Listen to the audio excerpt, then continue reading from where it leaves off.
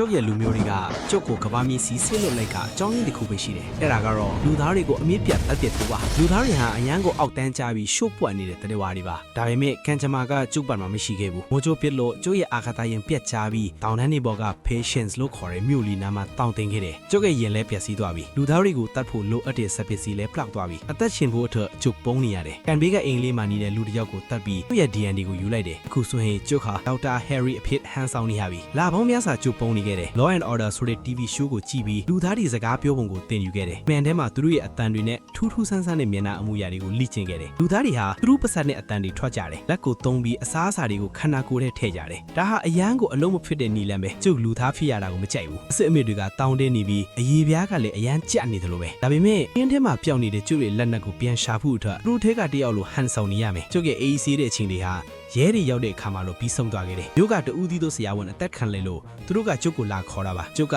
ဒေါက်တာ Harry ဆိုတော့သူတို့နဲ့အတူမြို့ထဲကိုလိုက်သွားရတယ်။အဲ့ဒီမှာမြို့ခံတွေနဲ့စတွေ့တယ်။ရဲရရှိ Sheriff Mike နဲ့နာညွဆရာမ Asta တို့ပေါ့။ကျုပ်ကတေဆုံးသွားတဲ့ဆရာဝန်ကိုစစ်ဆေးပေးရတယ်။အဲ့ဒီအချိန်မှာကျုပ်မတော်တဆရဲမိသွားပြီးထူးထူးဆန်းဆန်းတွေလုတ်မိသွားတယ်။လူတွေနဲ့ဘယ်လိုဆက်ဆံရမလဲဆိုတာကျုပ်နားမလည်သေးဘူး။နောက်ပြီးလူသားတွေမှာခံစားချက်ရှိတာကိုလည်းသိလိုက်ရတယ်။ Asta က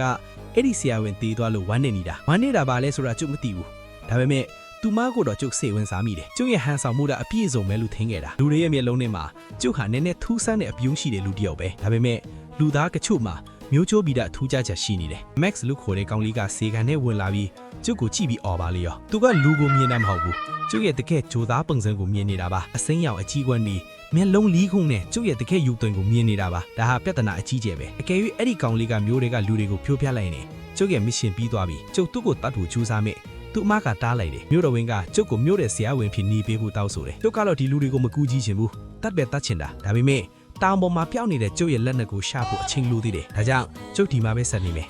နေ့ဘက်မှာသူတို့ရဲ့အားနည်းတဲ့ခန္ဓာကိုယ်တွေကိုကုသပေးသလိုဟန်ဆောင်မယ်ညဘက်မှာတော့ကျုပ်ရဲ့လက်နက်ကိုရှာမယ်ပြီးတော့အဲ့ဒီကောင်လေးကိုဘယ်လိုဖျောက်ပြစီရမလဲဆိုတာကိုလည်းစဉ်းစားရအောင်မယ်ဒီဇာတ်လမ်းလေးကိုစိုက်တယ်ဆိုရင် like and share လုပ်ပေးပါနော်နောက်ထပ်ဗီဒီယိုလေးကြည့်ချင်တယ်ဆိုတာဒီမှာမှာပြီးပါပါတယ်ဇာတ်လမ်းကောင်းလေးကိုမမှတ်ချင်ဘူးဆိုရင်တော့အခုဒီ page လေးကို follow လုပ်ထားလို့နေပါမယ်နော်